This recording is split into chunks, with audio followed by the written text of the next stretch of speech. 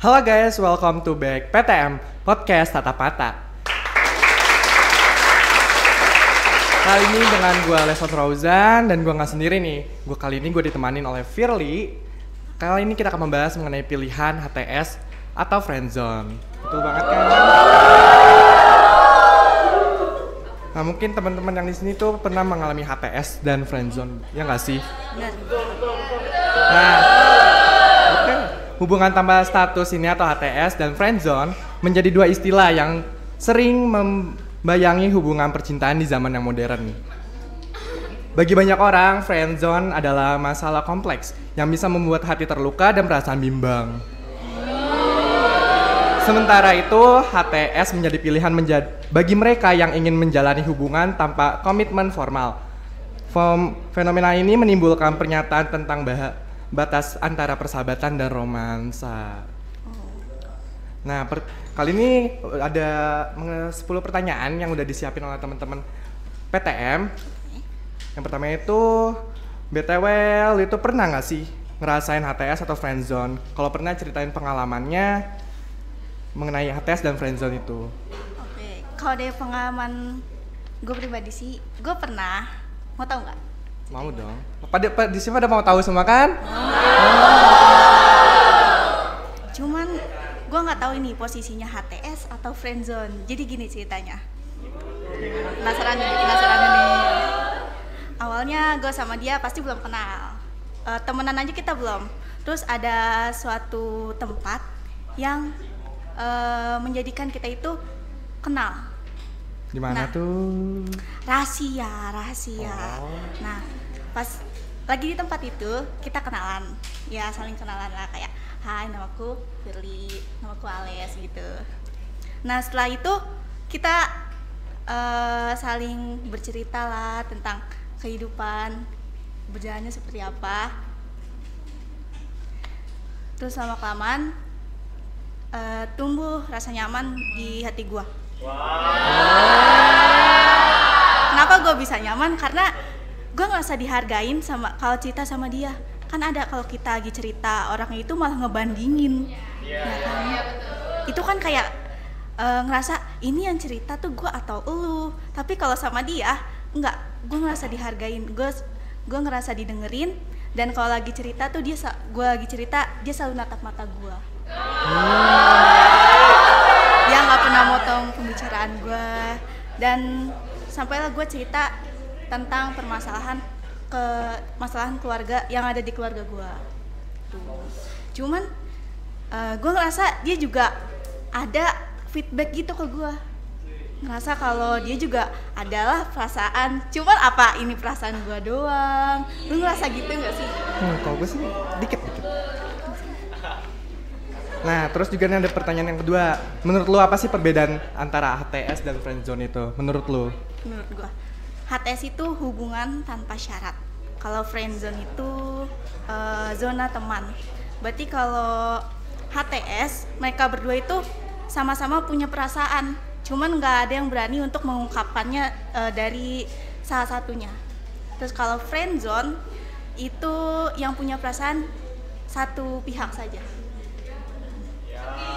Sedih banget kayak gitu. Kalau menurut Ales, dari cerita yang tadi gue ceritain tuh, gue termasuk friendzone atau HTS nih? Mungkin HTS sih. HTS. Karena lu suka sama orang, cuman gue nggak tahu. status. Aduh sedih banget kayak gitu mah. Aduh Ales. Terus pertanyaan ketiga nih. Bagi lu yang pernah masuk friendzone, gimana rasanya? Atau HTS? Dan sakit hati atau tetap enjoy buat jadi temen aja?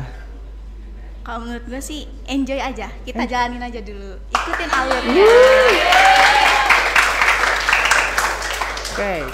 Terus yang keempat ini, gimana cara lu tahu kalau lu tuh udah masuk friendzone atau HTS dengan seseorang itu? Biar taunya tuh kayak tingkah laku dia ke kita gimana. Kalau misalnya tingkah laku dia ke kita kayak apa ya, agak sus gitu, itu mungkin sus ya. Mungkin dia juga ada feedback ke kita. Oke. Next, kalau lu sendiri nih lebih milih tim HTS atau friendzone? Nggak lu juga nih yang di studio juga pasti antara milih HTS atau friendzone nih. Kalau bisa sih nggak keduanya ya. Kalau bisa sih nggak keduanya. Tapi emang harus milih apa enggak? Harus. Mending HTS. Mending biar HTS. Kenapa kayak kita sama-sama punya perasaan. Biar nanti ngungkapinnya tuh ikutin alur aja. Alur. Nah, yang keenam nih, bagaimana cara lu keluar dari hubungan friendzone atau HTS itu?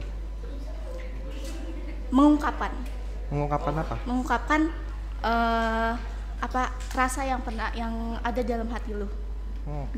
Mungkin tuh dari pihak laki-lakinya atau dari guanya sendiri.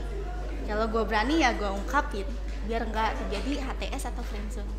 Oke. Nah, terus yang ketujuh, menurut lo apa sih alasan orang yang mau aja ngejalanin HTS atau friendzone itu? Menurut lo ya?